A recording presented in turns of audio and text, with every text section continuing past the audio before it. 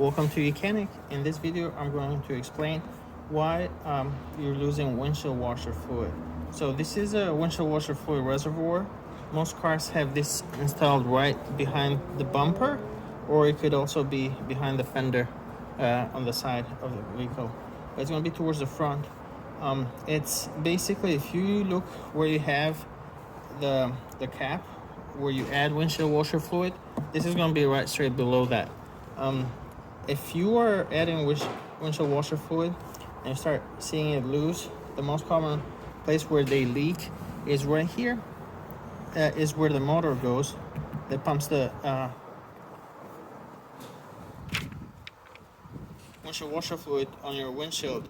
It goes right there, and this grommet right here can leak over time. Right there. It's every reservoir is going to be slightly different, but it's still going to be the same design, a motor, and a connection to that.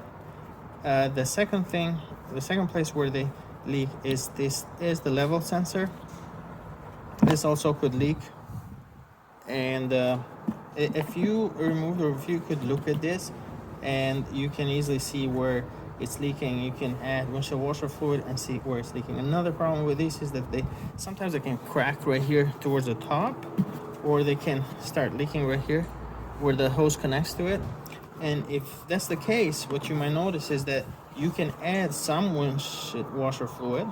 It usually comes up to about half or not full capacity, and once it reaches a certain point where that crack is, it starts to leak.